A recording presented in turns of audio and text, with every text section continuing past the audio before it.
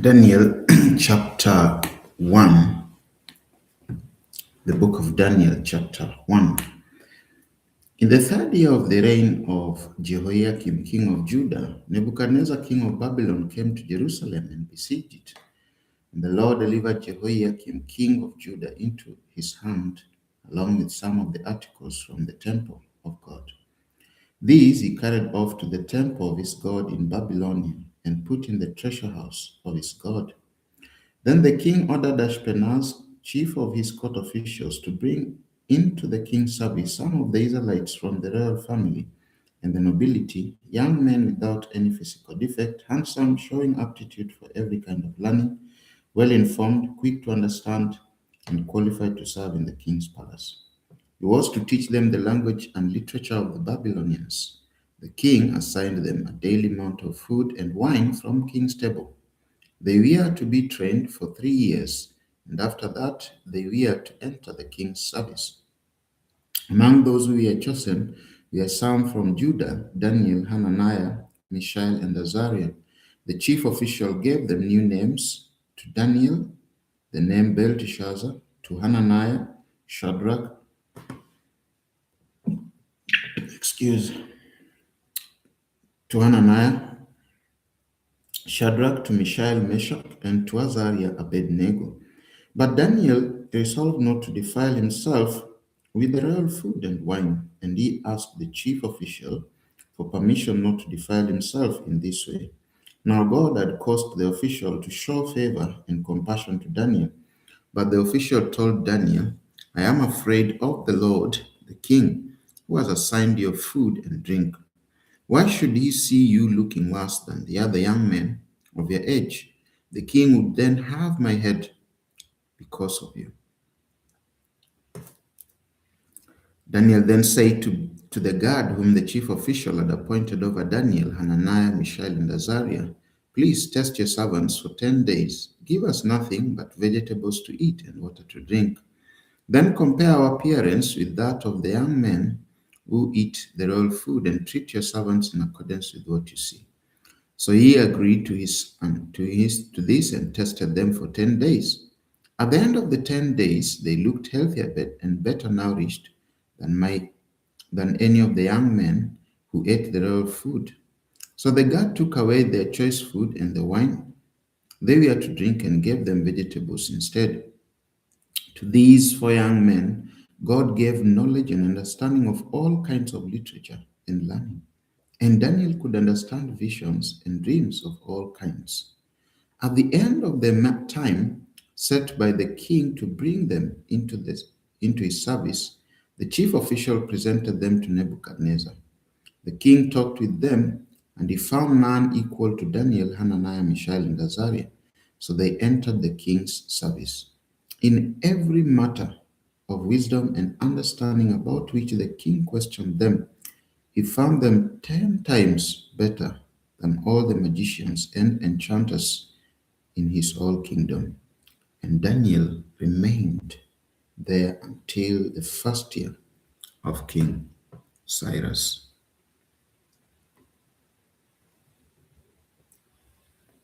Daniel chapter 2.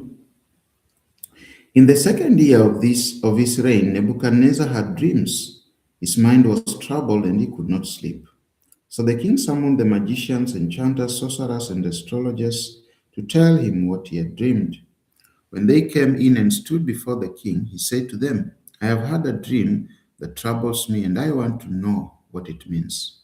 Then the astrologers answered the king, "May the king live forever. Tell your servants the dream, and we will interpret it." The king replied to the astrologers, "This is what I have firmly decided. If you do not tell me what my dream was and interpret it, I will have you cut into pieces and your houses turned into piles of rubble. But if you tell me the dream and explain it, you will receive from me gifts and rewards and great honor. So tell me the dream and interpret it for me." Once more they replied, "Let the king tell his servants the dream, and we will interpret it."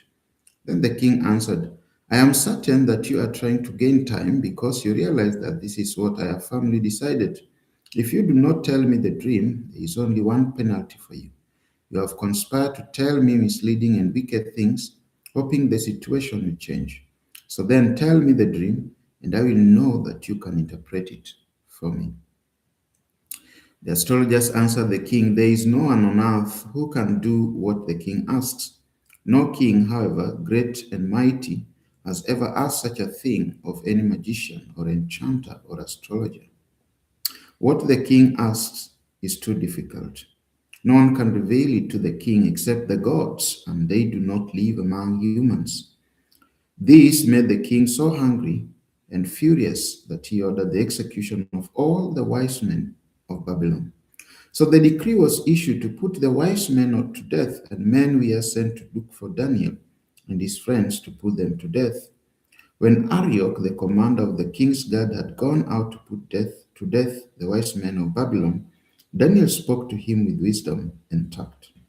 He asked the king's officer, why did the king issue such a harsh decree? Arioch then explained the matter to Daniel. At this, Daniel went to the king and asked for time so that he might interpret the dream for him. Then Daniel returned to his house and explained the matter to his friends Hananiah, Mishael, and Azariah. He urged them to plead for mercy from God of heaven concerning this mystery, so that he and his friends might not be executed with the rest of the wise men of Babylon. During the night, the mystery was revealed to Daniel in a vision. Then Daniel praised God, the God of heaven, and said, praise be to the name of God forever and ever. Wisdom and power are his. He changes times and seasons. He deposes kings and raises up others. He gives wisdom to the wise and knowledge to the discerning. He reveals deep and hidden things. He knows what lies in darkness, and light dwells with him. I thank and praise you, God of my ancestors. You have given me wisdom and power. You have made known to me what we asked for you. You have made known to us the dream of the king.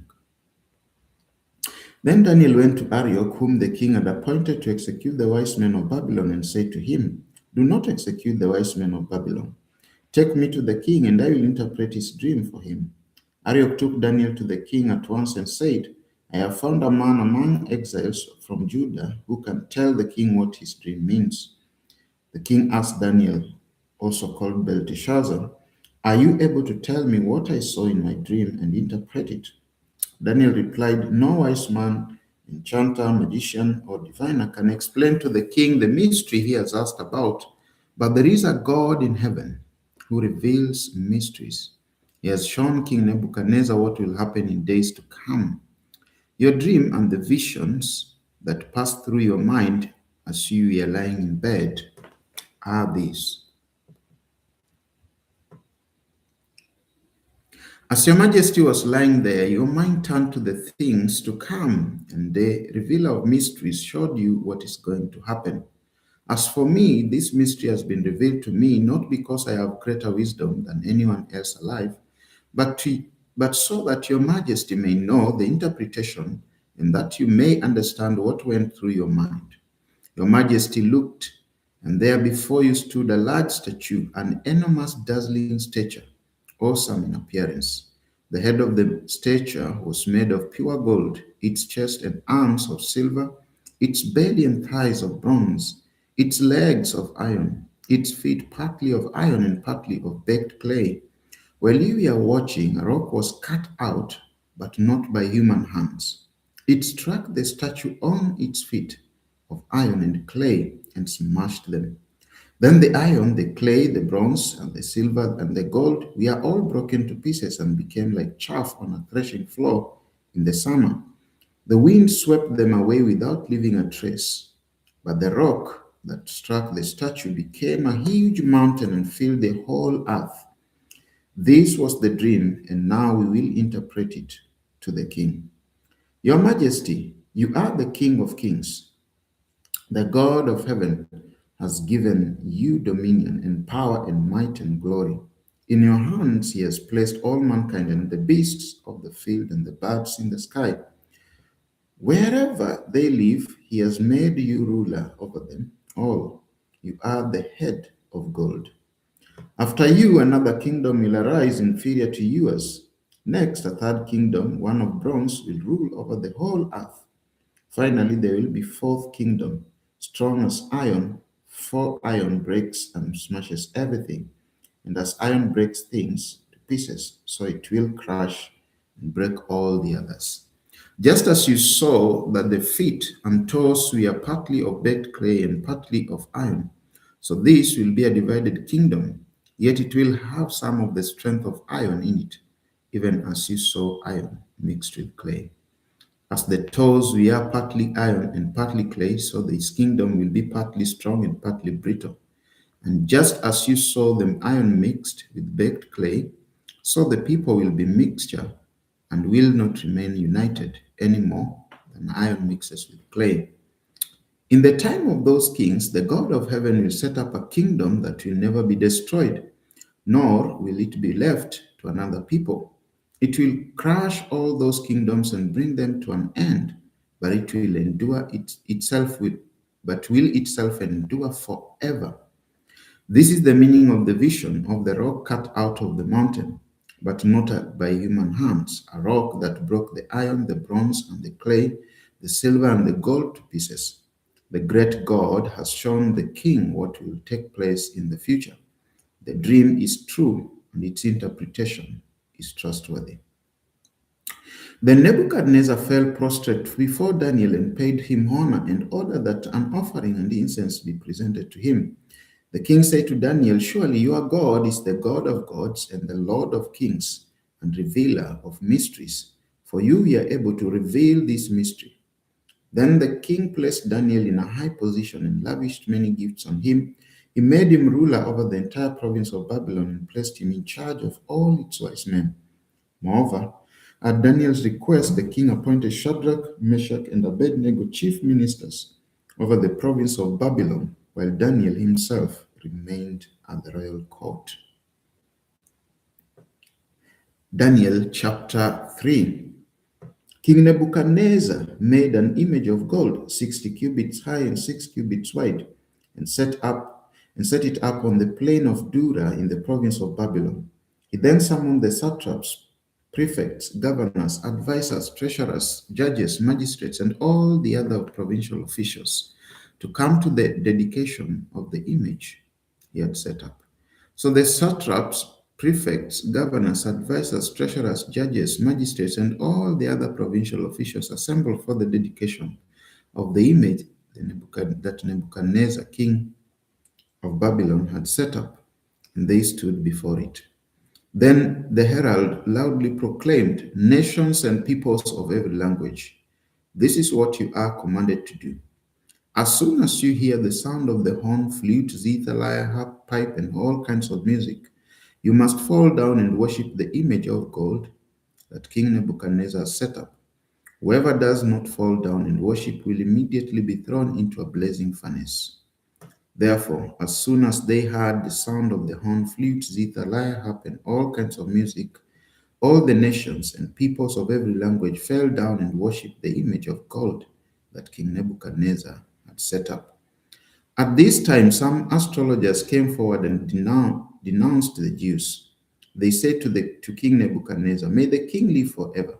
Your Majesty has issued a decree that everyone who hears the sound of the horn, flute, zither, lyre, harp, pipe, and all kinds of music must fall down and worship the image of the gold, and that whoever does not fall down and worship will be thrown into a blazing furnace. But there are some Jews whom you have set over the affairs of the province of Babylon, Shadrach, Meshach, and Abednego, who pay no attention to you, your Majesty.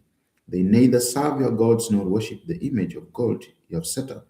Furious with rage, Nebuchadnezzar summoned Shadrach, Meshach, and Abednego. So these men were brought before the king. And Nebuchadnezzar said to them, is it true, Shadrach, Meshach, and Abednego, that you do not serve my gods or worship the image of gold I have set up? Now, when you hear the sound of the horn, flute, zither, lyre, harp, pipe, and all kinds of music, if you are ready to fall down and worship the image I made, very good. But if you do not worship it, you will be thrown immediately into a blazing furnace. then what God will be able to rescue you from my hand? Shadrach, Meshach, and Abednego replied to him, King Nebuchadnezzar, we do not need to defend ourselves before you in this matter. If we are thrown into the blazing furnace, the God we serve is able to deliver us from it, and he will deliver us from your majesty's hand. But even if he does not, we want you to know, your majesty, that we will not serve your gods or worship the image of gold you have set up. Then Nebuchadnezzar was furious with Shadrach, Meshach, and Abednego, and his attitude towards them changed. He ordered the furnace to be heated 7 times hotter than usual and commanded some of the strongest soldiers in his army to tie up Shadrach, Meshach, and Abednego and throw them into a blazing furnace. So these men, wearing their robes, trousers, turbans, and other clothes, were bound and thrown into the blazing furnace. The king's command was so urgent and the furnace so hot that the flames of the fire killed the soldiers who took up Shadrach, Meshach, and Abednego. And these 3 men, firmly tied, fell into the blazing furnace. Then King Nebuchadnezzar leaped to his feet in amazement and asked his advisers, Weren't there 3 men that we tied up and threw into the fire? They replied, Certainly, your majesty. He said, Look, I see 4 men walking around on the fire unbound and unharmed, and the fourth looks like a son of the gods. Nebuchadnezzar then approached the opening of the blazing furnace and shouted, Shadrach, Meshach, and Abednego, servants of the Most High God, come out, come here. So Shadrach, Meshach, and Abednego came out of the fire, and the satraps, prefects, governors, and royal advisers crowded around them. They saw that the fire had not harmed their bodies, nor was a hair of their heads singed. Their robes were not scorched, and there was no smell of fire on them. Then Nebuchadnezzar said, Praise be to the God of Shadrach, Meshach, and Abednego, who has set this angel and rescued his servants. They trusted in him and defied the king's command, and we are willing to give up their lives rather than serve or worship any god except their own God. Therefore, I decree that the people of any nation or language who say anything against the God of Shadrach, Meshach, and Abednego be cut into pieces, and their houses be turned into piles of rubble, for no other God can save in this way. Then the king promoted Shadrach, Meshach, and Abednego in the province of Babylon. Daniel chapter 4. King Nebuchadnezzar, to the nations and peoples of every language who live in all the earth, may you prosper greatly. It is my pleasure to tell you about the miraculous signs and wonders that the Most High God has performed for me. How great are his signs, how mighty his wonders. His kingdom is an eternal kingdom, his dominion endures from generation to generation. Nebuchadnezzar, was at home in my palace, contented and prosperous. I had a dream that made me afraid. As I was lying in bed, the image and visions that passed through my mind terrified me. So I commanded that all the wise men of Babylon be brought before me to interpret the dream for me. When the magicians and enchanters, astrologers and diviners came, I told them the dream, but they could not interpret it for me.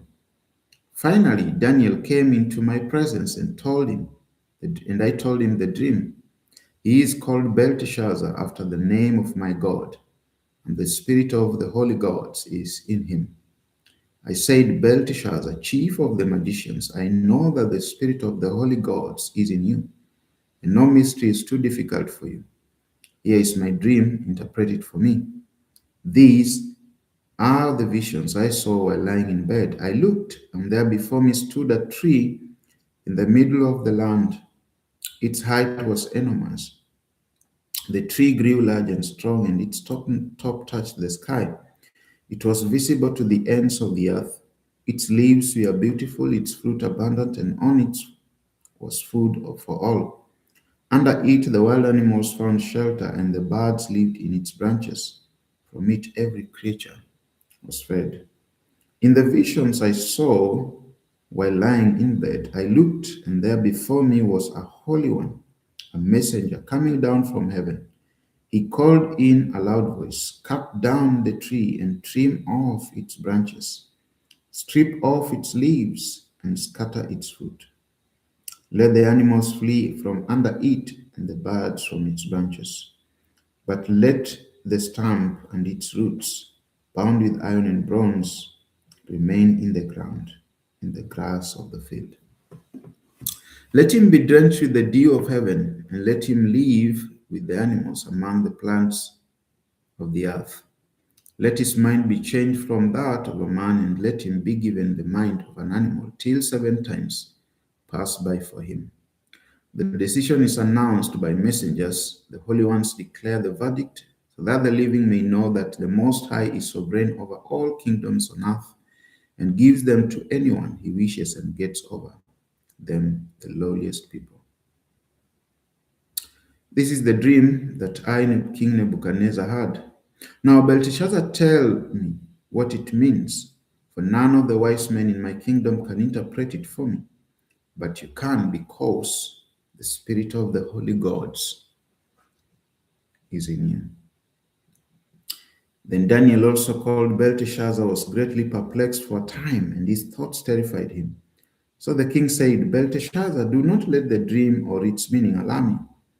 Belteshazzar answered, my lord, if only the dream applied to your enemies and its meaning to your adversaries.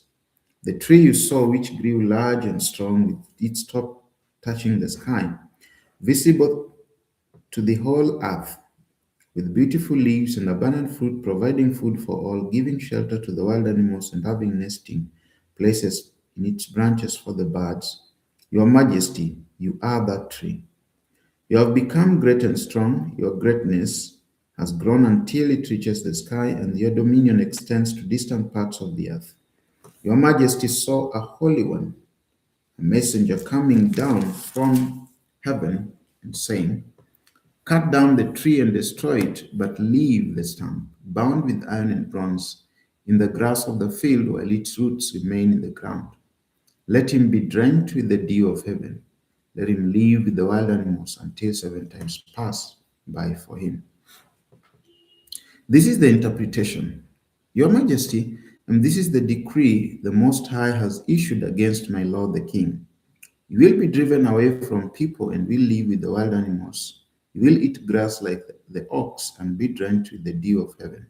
7 times will pass by for you until you acknowledge that the Most High is sovereign over all kingdoms on earth and gives them to anyone he wishes. The command to leave the stump of the tree with its roots means that your kingdom will be restored to you when you acknowledge that heaven rules. Therefore, your Majesty, be pleased to accept my advice. Renounce your sins by doing what is right, and your wickedness by being kind to the oppressed. It may be that then your prosperity will continue. All this happened to the king Nebuchadnezzar. 12 months later, as the king was walking on the roof of the royal palace of Babylon, he said, is not this the great Babylon I have built as the royal residence by my mighty power and for the glory of my majesty? Even as the words were on his lips, a voice came from heaven. This is what is decreed for you, King Nebuchadnezzar. Your royal authority has been taken from you. You will be driven away from people and will live with the wild animals. You will eat grass like the ox. 7 times will pass by for you until you acknowledge that the Most High is sovereign over all kingdoms on earth and gives them to anyone he wishes. Immediately, what had been said about Nebuchadnezzar was fulfilled. He was driven away from people and ate grass like the ox. His body was drenched with the dew of heaven until his hair grew like the feathers of an eagle and his nails like the claws of a bird. At the end of that time, I, Nebuchadnezzar, raised my eyes towards heaven, and my sanity was restored. Then I praised the Most High. I honored and glorified him who lives forever. His dominion is an eternal dominion. His kingdom endures from generation to generation. All the peoples of the earth are regarded as nothing. He does as he pleases with the powers of heaven and the peoples of the earth. No one can hold back his hand or say to him, "What have you done?" At the same time that my sanity was restored, my honor and splendor were returned to me for the glory of my kingdom. My advisers and nobles sought me out, and I was restored to my throne and became even greater than before. Now I, Nebuchadnezzar, praise and exalt and glorify the King of heaven, because everything he does is right, all his ways are just, and those who walk in pride he is able to humble. Daniel chapter 5. King Belshazzar gave a great banquet for 1,000 of his nobles and drank wine with them. While Belshazzar was drinking his wine, he gave orders to bring in the gold and silver goblets that Nebuchadnezzar his father had taken from the temple in Jerusalem, so that the king of his and his nobles, his wives and his concubines might drink from them. So they brought in the gold goblets that had been taken from the temple of God in Jerusalem, and the king and his nobles, his wives and his concubines drank from them. As they drank the wine, they praised the gods of gold and silver, of bronze, iron, wood, and stone. Suddenly, the fingers of a human hand appeared and wrote on the plaster of the wall near the lampstand in the royal palace. The king watched the hand as it wrote. His face turned pale, and he was so frightened that his legs became weak and his knees were knocking. The king summoned the enchanters, astrologers, and diviners. Then he said to these wise men of Babylon, "Whoever reads this writing and tells me what it means will be clothed in purple and have a gold chain placed round his neck, and he will be made the third highest ruler in the kingdom." Then all the king's wise men came in, but they could not read the writing or tell the king what it meant. So King Belshazzar became even more terrified, and his face grew more pale. His nobles were baffled. The queen, hearing the voices of the king and his nobles, came into the banquet hall. "May the king live forever," she said. "Don't be alarmed. Don't look so pale. There is a man in your kingdom who has the spirit of the holy gods in him. In the time of your father, he was found to have insight and intelligence and wisdom like that of the gods. Your father, King Nebuchadnezzar, appointed him chief of the magicians, enchanters, astrologers, and diviners. He did this because Daniel, whom the king called Belteshazzar, was found to have a keen mind and knowledge of and understanding, and also the ability to interpret dreams, explain riddles, and solve difficult problems. Call for Daniel, and he will tell you what the writing means." So Daniel was brought before the king, and the king said to him, "Are you Daniel, one of the exiles my father the king brought from Judah? I have heard that the spirit of the gods is in you, and that you have insight, intelligence, and outstanding wisdom. The wise men and enchanters were brought before me to read this writing and tell me what it means, but they could not explain it. Now I have heard that you are able to give interpretations and to solve difficult problems. If you can read this writing and tell me what it means, you will be clothed in purple and have a gold chain placed around your neck, and you will be made the third highest ruler in the kingdom." Then Daniel answered the king, "You may keep your gifts for yourself and give your rewards to someone else. Nevertheless, I will read the writing for the king and tell him what it means. Your Majesty, the Most High God, gave your father Nebuchadnezzar sovereignty and greatness and glory and splendor. Because of his high position he gave him, all the nations and peoples and of every language dreaded and feared him. Those the king wanted to put to death, he put to death. Those he wanted to spare, he spared. Those he wanted to promote, he promoted. And those he wanted to humble, he humbled. But when his heart became arrogant and hardened with pride, he was deposed from his royal throne and stripped of his glory. He was driven away from people and given the mind of an animal. He lived in the wild with the wild donkeys and ate grass like the ox. And his body was drenched with the dew of heaven until he acknowledged that the Most High God is sovereign over all kingdoms on earth and sets over them anyone he wishes. But you, Belshazzar his son, have not humbled yourself, though you knew all this. Instead, you have set yourself up against the Lord of heaven. You had got the goblets from his temple brought to you, and your nobles, your wives and your concubines drank wine from them. You praised the gods of the silver and gold, of bronze, iron, wood, and stone. These can not see or hear or understand. But you did not honor the God who holds in his hand your life and all your ways. Therefore, he sent the hand that wrote the inscription. This is the inscription that was written: Mene, Mene, Tekel Pasin. Here is what these words mean. Mene, God has numbered the days of your reign and brought it to an end. Tekel, you have been weighed on the scales and found wanting. Peres, your kingdom is divided and given to the Medes and Persians. Then at Belshazzar's command, Daniel was clothed in purple, and a gold chain was placed round his neck, and he was proclaimed the third highest ruler in the kingdom. That very night, Belshazzar, king of the Babylonians, was slain, and Darius, the king, and Darius the Mede took over the kingdom at the age of 62. King Darius. Daniel chapter 6.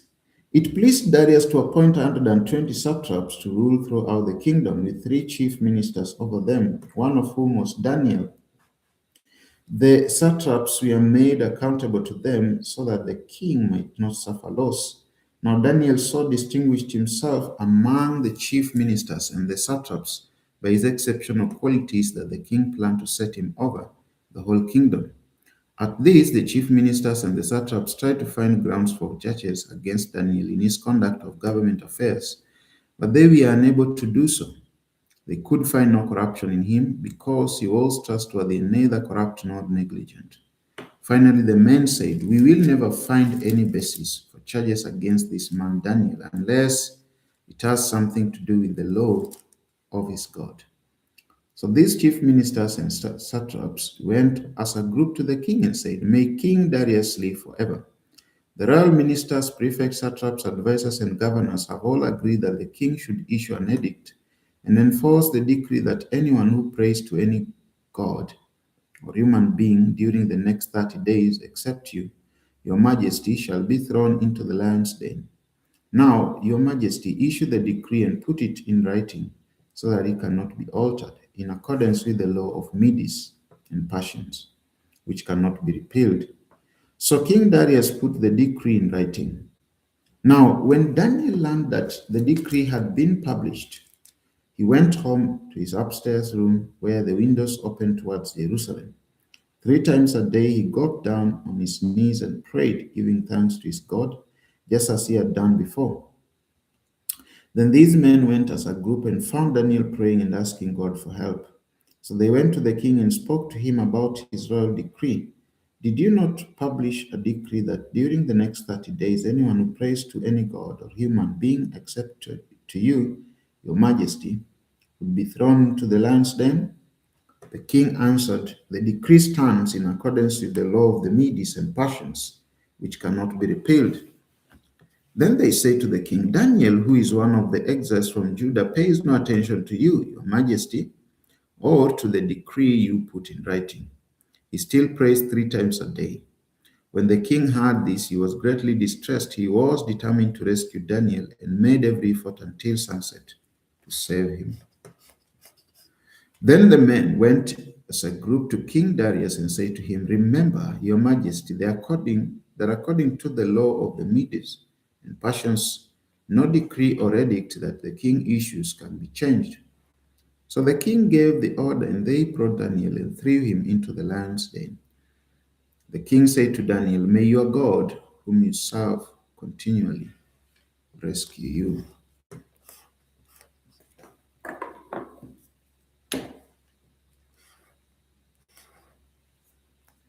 A stone was brought and placed over the mouth of the den, and the king sealed it with his own signet ring and with the rings of his nobles, so that Daniel's situation might not be changed. Then the king returned to his palace and spent a night without eating and without any entertainment being brought to him, and he could not sleep. At the first light of dawn, the king got up and hurried to the lion's den. When he came near the den, he called to Daniel in an anguished voice, Daniel, servant of the living God, has your God, whom you serve, continually been able to rescue you from the lions? Daniel answered, May the king live forever. My God sent his angel, and he shut the mouths of the lions. They have not hurt me because I was found innocent in his sight, nor have I ever done any wrong before you, Your Majesty. The king was overjoyed and gave orders to lift Daniel out of the den. And when Daniel was lifted from the den, no wound was found on him because he had trusted in his God. At the king's command, the men who had falsely accused Daniel were brought in and thrown into the lion's den, along with their wives and children. And before they reached the floor of the den, the lions overpowered them and crushed all their bones. Then King Darius wrote to all the nations and peoples of every language in all the earth. May you prosper greatly. I issue a decree that in every part of my kingdom people must fear and reverence the God of Daniel. For he is the living God, and he endures forever. His kingdom will not be destroyed, his dominion will never end. He rescues and he saves, he performs signs and wonders in the heavens and on earth. He has rescued Daniel from the power of the lions. So Daniel prospered during the reign of Darius and the reign of Cyrus the Persian. Daniel chapter 7. In the first year of Belshazzar, king of Babylon, Daniel had a dream, and visions passed through his mind as he was lying in bed. He wrote down the substance of his dream. Daniel said, In my vision at night, I looked, and there before me were the four winds of heaven churning up the great sea. Four great beasts, each different from the others, came up out of the sea. The first was like a lion, and it had the wings of an eagle. I watched until its wings were torn off, and it was lifted from the ground so that it stood on 2 feet like a human being, and the mind of a human was given to it. And there before me was a second beast which looked like a bear. It was raised up on one of its sides, and it had 3 ribs in its mouth between its teeth. It was told, Get up and eat your fill of flesh. After that I looked, there before me was another beast, one that looked like a leopard, and on its back it had 4 wings like those of a bird. This beast had 4 heads, and it was given authority to rule. After that, in my vision at night, I looked, and there before me was a fourth beast, terrifying and frightening and very powerful. It had large iron teeth. It crushed and devoured its victims and trampled underfoot whatever was left. It was different from all the former beasts and had 10 horns. While I was thinking about the horns, there before me was another horn, a little one, which came up among them, and 3 of the first horns were uprooted before it. This horn had eyes like the eyes of a human being and a mouth that spoke boastfully. As I looked, thrones were set in place, and the Ancient of Days took his seat. His clothing was as white as snow. The hair of his head was white like wool. His throne was flaming with fire, and its wheels were all ablaze. A river of fire was flowing, coming out from before him. Thousands upon thousands attended him. 10,000 times 10,000 stood before him. The court was seated, and the books were opened. Then I continued to watch because of the boastful words the horn was speaking. I kept looking until the beast was slain and its body destroyed and thrown into the blazing fire. The other beasts had been stripped of their authority, but we are allowed to live for a period of time. In my vision at night, I looked, and there before me was one like a son of man, coming with the clouds of heaven. He approached the Ancient of Days and was led into his presence. He was given authority, glory, and sovereign power. All nations and peoples of every language worshipped him. His is an everlasting dominion that will not pass away, and his kingdom is one that will never be destroyed. I, Daniel, was troubled in spirit, and the visions that passed through my mind disturbed me. I approached one of those standing there and asked him the meaning of all this. So he told me and gave me the interpretation of these things. The four great beasts are four kings that will rise from the earth, but the holy people of the Most High will receive the kingdom and will possess it forever. Yes, forever and ever. Then I wanted to know the meaning of the fourth beast, which was different from all the others and most terrifying. With its iron teeth and bronze claws, the beast had crushed and devoured its victims and trampled underfoot whatever was left. I also wanted to know about the 10 horns on its head and about the other horn that came up, before which the three of them fell. The horn that looked more imposing than the others, and that had eyes and mouth that spoke boastfully. As I watched, this horn was waging war against the holy people and defeating them, until the Ancient of Days came and pronounced judgment in favor of the holy people of the Most High, and the time came when they possessed the kingdom. He gave me this explanation. The fourth beast is the fourth king that will appear on earth. It will be different from all the other kingdoms and will devour the whole earth, trampling it down and crushing it. The 10 horns are 10 kings who will come from this kingdom. After them, another king will arise, different from the earlier ones. He will subdue 3 kings. He will speak against the Most High and oppress his holy people and try to change the set times and the laws. The holy people will be delivered into his hands for a times and a half a time. But the court will sit, and his power will be taken away and completely destroyed forever. Then the sovereignty, power, and greatness of all kingdoms under heaven will be handed over to the holy people of the Most High. His kingdom will be an everlasting kingdom, and all the rulers will worship and obey him. This is the end of the matter. I, Daniel, was deeply troubled by my thoughts, and my face turned pale, but I kept the matter to myself. Daniel chapter 8. In the third year of King Belshazzar's reign, I, Daniel, had a vision after the one that had already appeared to me. In my vision, I saw myself in the citadel of Susa in the province of Elam. In the vision, I was beside the Ulai Canal. I looked up, and there before me was a ram with 2 horns, standing beside the canal, and the horns were long. One of the horns was longer than the other, but grew up later. I watched the ram as it charged towards the west, and the north, and the south. No animals could stand against it, and none could rescue from its power. It did as it pleased and became great. As I was thinking about this, suddenly a goat with a prominent horn between its eyes came from the west, crossing the whole earth without touching the ground. It came towards the 2 horned ram I had seen standing beside the canal and charged at it in great rage.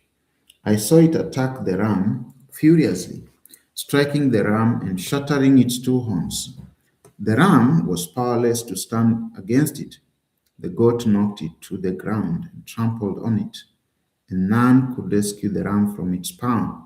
The goat became very great, but at the height of its power, the large horn was broken off, and in its place, 4 prominent horns grew up towards the 4 winds of heaven. Out of one of them came another horn, which started small but grew in power to the south and to the east and towards the beautiful land. It grew until it reached the host of heavens, and it threw some of the starry host down to the earth and trampled on them. It set itself up to be as great as the commander of the army of the Lord. It took away the daily sacrifice from the Lord, and his sanctuary was thrown down. Because of rebellion, the Lord's people and the daily sacrifice were given over to it. It prospered in everything it did, and truth was thrown to the ground. Then, then I heard a holy one speaking, and another holy one say to him, how long will it take for the vision to be fulfilled, the vision concerning the daily sacrifice, the rebellion that causes desolation, the surrender of the sanctuary, and the trampling underfoot of the Lord's people? He said to me, it will take 2,300 evenings and mornings. Then the sanctuary will be reconsecrated. While I, Daniel, was watching this vision and trying to understand it, there before me stood one who looked like a man. And I heard a man's voice from the Ulai calling, Gabriel, tell this man the meaning of the vision. And he came near the place where I was standing. I was terrified and fell prostrate. Son of man, he said to me, understand that the vision concerns the time of the end. While he was speaking to me, I was in deep sleep, with my face to the ground. Then he touched me and raised me to my feet. He said, I am going to tell you what will happen later in the time of wrath, because the vision concerns the appointed time of the end. The two-horned ram that you saw represents the kings of Media and Persia. The shaggy goat is the king of Greece, and the large horn between its eyes is the first king. The four horns that replace the one that was broken off represent four kingdoms that will emerge from his nation, but will not have the same power. In the latter part of their reign, when rebels have become completely wicked, a fierce looking king, a master of intrigue, will arise. He will become very strong, but not by his own power. He will cause astounding devastation and will succeed in whatever he does. He will destroy those who are mighty, the holy people. He will cause deceit to prosper, and he will consider himself superior. When they feel secure, he will destroy many and take his place, stand against the Prince of Princes. Yet, yet he will be destroyed, but not by human power. The vision of the evenings and mornings that has been given you is true, but seal up the vision, for it concerns the distant future. I, Daniel, was worn out. I lay exhausted for several days. Then I got up and went about the king's business. I was appalled by the vision. It was beyond understanding. Daniel chapter 9. In the first year of Darius, son of Success, a Mede by descent, who was made ruler over the Babylonian kingdom, in the first year of his reign, I, Daniel, understood from the scriptures, according to the word of the Lord given to Jeremiah the prophet, that the desolation of Jerusalem would last 70 years. So I turned to the Lord God and pleaded with him in prayer and petition, in fasting and in sackcloth and ashes. I prayed to the Lord my God, and confessed, Lord, the great and awesome God who keeps his covenant of love with those who love him and keep his commandments. We have sinned and done wrong. We have been wicked and have rebelled. We have turned away from your commands and laws. We have not listened to your servants, the prophets, who spoke in your name to our kings or princes of our ancestors, and to all the people of the land. Lord, you are righteous, but this day we are covered with shame. The people of Judah and the inhabitants of Jerusalem and all Israel, both near and far, in all the countries where you have scattered us because of our unfaithfulness to you. We and our kings, our princes, and our ancestors are covered with shame, Lord, because we have sinned against you. The Lord our God is merciful and forgiving. Even though we have rebelled against him, we have not obeyed the Lord our God or kept the laws he gave us through his servants, the prophets. All Israel has transgressed your law and turned away, refusing to obey you. Therefore, the curses and sworn judgment written in the law of Moses the servant of God, have been poured out on us because we have sinned against you. You have fulfilled the word spoken against us and against our rulers by bringing on us great disaster. Under the whole heaven, nothing has ever been done like what has been done to Jerusalem. Just as it is written in the law of Moses, all this disaster has come on us. Yet we have not sought the favor of the Lord our God by turning from our sins and giving attention to your truth. The Lord did not hesitate to bring the disaster on us, for the Lord our God is righteous in everything he does, yet we have not obeyed him. Now, Lord our God, who brought your people out of Egypt with a mighty hand and who made you for yourself a name that endures to this day, we have sinned, we have done wrong. Lord, in keeping with all your righteous acts, turn away your anger and your wrath from Jerusalem, your city, your holy hill. Our sins and the iniquities of our ancestors have made Jerusalem and your people an object of scorn to all those around us. Now, our God, hear the prayers and petitions of your servant. For your sake, Lord, look with favor on your desolate sanctuary. Give ear, our God, and hear. Open your eyes and see the desolation of the city that bears your name. We do not make request of you because we are righteous, but because of your great mercy. Lord, listen. Lord, forgive. Lord, hear and act. For your sake, my God, do not delay, because your city and your people bear your name. While I was speaking and praying, confessing my sin and the sin of my people Israel, and making my request to the Lord my God for his holy hill, while I was still in prayer, Gabriel, the man I had seen in the earlier vision, came to me in swift flight about the time of the evening sacrifice. He instructed me and said to me, Daniel, I have now come to give you insight and understanding. As soon as you began to pray, a word went out which I have come to tell you. For you are highly esteemed. Therefore, consider the word and understand the vision. 77s are decreed for your people and your holy city to finish transgression, to put an end to sin, to atone for wickedness, to bring an everlasting righteousness, to seal up vision and prophecy, and to anoint the most holy place.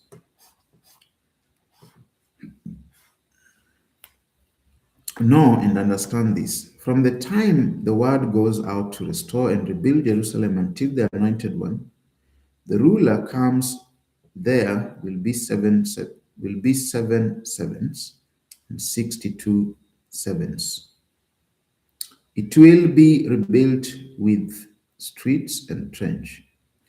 But in times of trouble, after the 62 sevens, the anointed one will be put to death and will have nothing. The people of the ruler who will come will destroy the city and the sanctuary. The end will come like a flood. War will continue until the end, and desolations have been decreed. He will confirm a covenant with many for 1 7. In the middle of the 7, he will put an end to sacrifice and offering. And at the temple, he will set up an abomination that causes desolation until the end that is decreed is poured out on him.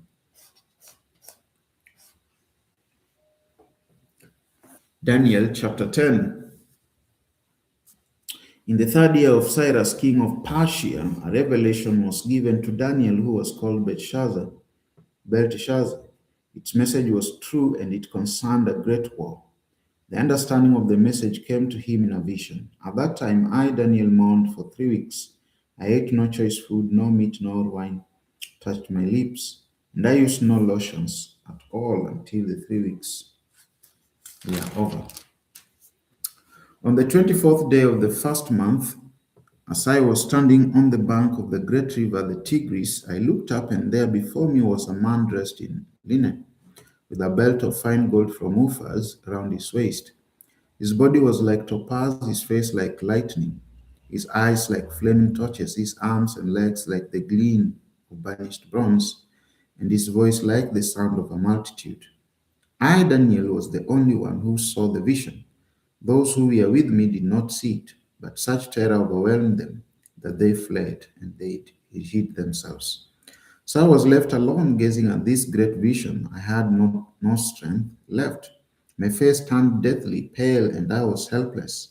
Then I heard him speaking, and as I listened to him, I fell into a deep sleep, my face to the ground. A hand touched me and set me trembling on my hands and knees. He said, Daniel, you who are highly esteemed, consider carefully the words I am about to speak to you, and stand up, for I have now been sent to you. And when he said this to me, I stood up trembling. Then he continued, do not be afraid, Daniel. Since the first day that you set your mind to gain understanding and to humble yourself before your God, your words were heard, and I have come in response to them. But the prince of the Persian kingdom restricted me 21 days. Then Michael, one of the chief princes, came to help me because I was detained there with the king of Persia. Now, I have come to explain to you what will happen to your people in the future, for the vision concerns a time yet to come. While he was saying this to me, I bowed with my face towards the ground and was speechless. Then one who looked like a man touched my lips and I opened my mouth and began to speak. I said to the one standing before me, I am overcome with anguish because of the vision, my Lord, and I feel very weak. How can I, your servant, talk with you, my Lord? My strength is gone and I can hardly breathe. Again, the one who looked like a man touched me and gave me strength. Do not be afraid, you who are highly esteemed, he said. Peace, be strong now, be strong. When he spoke to me, I was strengthened and said, speak, my Lord, since you have given me strength. So he said, do you know why I have come to you? Soon I will return to fight against the prince of Persia. And when I go, the prince of Greece will come. But first, I will tell you what is written in the book of truth. No one supports me against them except Michael, your prince. Daniel 11. And in the first year of Darius the Mede, I took my stand to support and protect him. Now then, I tell you the truth. 3 more kings will arise in Persia, and then a fourth, who will be far richer than all the others. When he has gained power by his wealth, he will stir up everyone against the kingdom of Greece. Then a mighty king will arise, who will rule with great power and do as he pleases. After he has arisen, his empire will be broken up and parceled out towards the 4 winds of heaven. It will not go to his descendants, nor will it have the power he exercised, because his empire will be uprooted and given to others. The king of the south will become strong, but one of his commanders will become even stronger than he and will rule his own kingdom with great power. After some years, they will become allies. The daughter of the king of the south will go to the king of the north to make an alliance, but she will not retain her power, and his power will not last. In those days, she will be betrayed together with her royal escort and her father, and the one who supported her. Someone from within her family will arise to take her place. He will attack the forces of the king of the north and enter his fortress. He will fight against them and be victorious. He will also seize their gods, their metal images, and their valuable articles of silver and gold, carry them off to Egypt. For some years, he will leave the king of the north alone. Then the king of the north will invade the realm of the king of the south, but will retreat to his own country.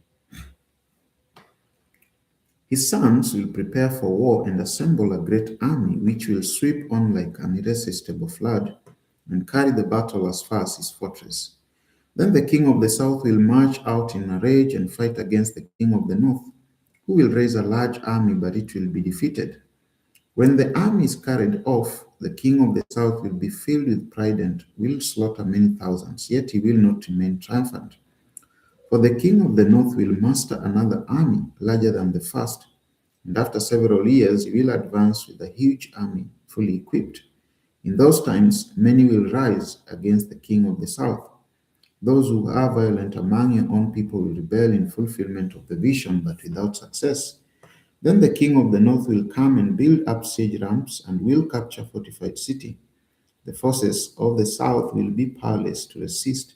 Even their best troops will not have the strength to stand. The invader will do as he pleases. No one will be able to stand against him. He will establish himself in the beautiful land and will have the power to destroy it. He will determine to come with the might of his entire kingdom and will make an alliance with the king of the south. And he will give him a daughter in marriage in order to overthrow the kingdom, but his plans will not succeed or help him. Then he will turn his attention to the coastlands and will take many of them. But a commander will put an end to his insolence and will turn his insolence back on him. After this, he will turn back towards the fortress of his own country, but will stumble and fall to the beach scene no more. His successor will send out a tax collector to maintain the royal splendor. In a few years, however, he will be destroyed, yet not in anger or in battle. He will be succeeded by a contemptible person who has not been given the honor of royalty. He will invade the kingdom when its people feel secure, and he will seize it through intrigue. Then an overwhelming army will be swept away from him, both it and a prince of the covenant will be destroyed. After coming to an agreement with him, he will act deceitfully and with only a few people he will rise to power. When the richest provinces feel secure, he will invade them and will achieve what neither his fathers nor his forefathers did. He will distribute plunder, loot, and wealth among his followers. He will plot the overthrow of fortresses, but only for a time. With a large army, he will stir up his strength and encourage against the king of the south. The king of the south will wage war with a large and very powerful army, but he will not be able to stand because of the plots devised against him. Those who eat from the king's provisions will try to destroy him. His army will be swept away, and many will fall in battle. The two kings, with their hearts bent on evil, will sit at the same table and lie to each other, but to no avail, because an end will still come at the appointed time. The king of the north will return to his own country with great wealth, but his heart will be set against the holy covenant. He will take action against it and then return to his own country. At the appointed time, he will invade the south again, but this time the outcome will be different from what it was before. Ships of the western coastlands will oppose him, and he will lose heart. Then he will turn back and vent his fury against the Holy Covenant. He will return and show favor to those who forsake the Holy Covenant. His armed forces will rise up to desecrate the temple fortress and will abolish the daily sacrifice. Then they will set up an abomination, the abomination that causes desolation. With flattery, he will corrupt those who have violated the covenant, but the people who know their God will firmly resist. Those who are wise will instruct many, though for a time they will fall by the sword or be burned or captured or plundered. When they fall, they will receive a little help, and many who are not sincere will join them. Some of the wise will stumble so that they may be refined, purified, and made spotless until the time of the end, for it will still come at the appointed time. The king will do as he pleases. He will exalt and magnify himself above every god, and will say unheard of things against the God of gods. He will be successful until the time of wrath is completed, for what has been determined must take place. He will show no regard for the gods of his ancestors or for the one desired by women, nor will he regard any god, but will exalt himself above them all. Instead of them, he will honor a god of fortress, a god unknown to his ancestors. He will honor with gold and silver, with precious stones and costly gifts. He will attack the mightiest fortresses with the help of a foreign god and will greatly honor those who acknowledge him. He will make them rulers over many people and will distribute the land at a price. At the time of the end, the king of the south will engage him in battle, and the king of the north will storm out against him with chariots and cavalry and a great fleet of ships. He will invade many countries and sweep through them like a flood. He will also invade the beautiful land. Many countries will fall, but Edom, Moab, and the leaders of Ammon will be delivered from his hand. He will extend his power over many countries. Egypt will not escape. He will gain control of the treasures of gold and silver and all the riches of Egypt, with the Libyans and Cushites in submission. But reports from the east and the north will alarm him, and he will set out in a great rate to destroy and annihilate many. He will pitch his royal tents between the seas and the beautiful holy mountain, yet he will come to his end, and no one will help him. Daniel chapter 12. At that time, Michael, the great prince who protects your people, will arise. There will be a time of distress such as has not happened from the beginning of nations until then. But at that time, your people, everyone whose name is found written in the book, will be delivered. Multitudes who sleep in the dust of the earth will awake, some to everlasting life, others to shame and an everlasting contempt. Those who are wise will shine like the brightness of the heavens, and those who lead many to righteousness like the stars forever and ever. But you, Daniel, roll up and seal the words of the scroll until the time of the end. Many will go here and there to increase knowledge. Then I, Daniel, looked, and there before me stood two others, one on this bank of the river, and one on the opposite bank. One of them said to the man clothed in linen, who was above the waters of the river, how long will it be before these astonishing things are fulfilled? The man clothed in linen, who was above the waters of the river, lifted his right hand and his left hand towards heaven. And I heard him swear by him who lives forever, saying, it will be for a time, times and a half time, when the power of the holy people has been finally broken, all these things will be completed. I heard, but I did not understand. So I asked, my Lord, what will the outcome of all this be? He replied, go your way, Daniel, because the words are rolled up and sealed until the time of the end. Many will be purified, made spotless and refined, but the wicked will continue to be wicked. None of the wicked will understand, but those who are wise will understand. From the time that the daily sacrifice is abolished and the abomination that causes desolation is set up, there will be 1,290 days. Blessed is the one who waits for and reaches the end of the 1,335 days. As for you, go your way till the end. You will rest, and then at the end of the days, you will arise. You will rise to receive your allotted inheritance. This is God's word, the book of Daniel.